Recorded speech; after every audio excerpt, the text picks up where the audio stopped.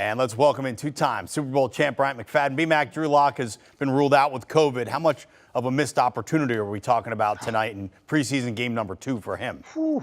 Yo, Russ, big-time miss for Drew Lock. He was slated to start in this ball game. If you remember a week ago against the Pittsburgh Steelers, Geno Smith got the nod to start, did fairly well, and then Drew Lock came in with the twos, did some pretty good things as well. But this was going to be a huge opportunity for him because he was going to get an opportunity to showcase what he can do with the ones. And 9 times out of 10, you look at some of the things that Chicago did in the first week of the preseason, it's safe to say we would have seen some of their defensive starters as well. But not being able to participate gives Geno Smith the inside track into landing this starting job for week 1 in the regular season. Yeah, because that is the flip side of it. Geno now has more of an opportunity. He's always been the bridesmaid, never the bride, unless you count his stint with the Jets. But, you know, that's not really fair. How much is on the line for Geno in tonight's game specifically against the Bears?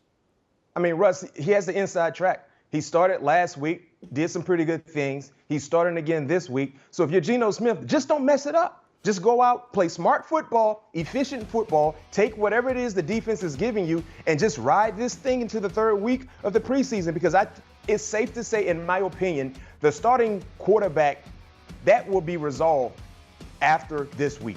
Week 2 in the preseason, knowing there's only 3 ball games now in the preseason to be played. Usually if you have any decisions you need to make in certain situations, in certain places on your team, it's pretty much done by the end of the 2nd week of the preseason. So if you're Geno Smith, man, just play smart, sound football, stay healthy. Also, that's a big time priority. Stay healthy, but play smart, sound, efficient football, and just go ahead, go get a clipboard, a ball cap, earpiece, and get ready for week 1. Staying healthy, obviously huge for anybody. On the other side, you got Justin Fields. All right, he's going to start again for the Chicago Bears. You got a new coaching staff there. I mean, how huge is this game, not only for him, but for the coaches, a new system, everybody with the Bears, to actually be productive with the ones? Yeah, it's huge for Justin Fields because, you know, you want to show you're growing. You want to show the fans, the organization you're developing in the right direction. Granted, there's no quarterback competition there in Chicago, so he doesn't have to look over his shoulder, but he want to show, you know what, I can play in this league.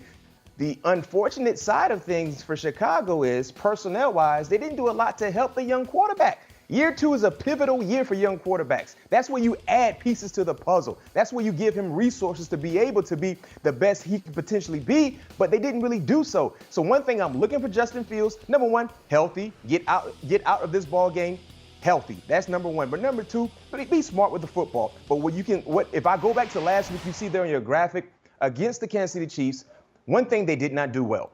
They did not protect Justin Fields well. Didn't play a lot, but he was sacked twice. He was harassed. They had to move him around a little bit. The offensive line did not do him any favors. So now, seeing this offensive line again tonight on the road, let's see if they can perform better to give their quarterback an opportunity to go through all his progressions, because he was kind of running for his life last week in the short term from what he played. Yeah, or maybe get him out of there before he gets killed in the preseason. Time now for the Geico 15-second statement.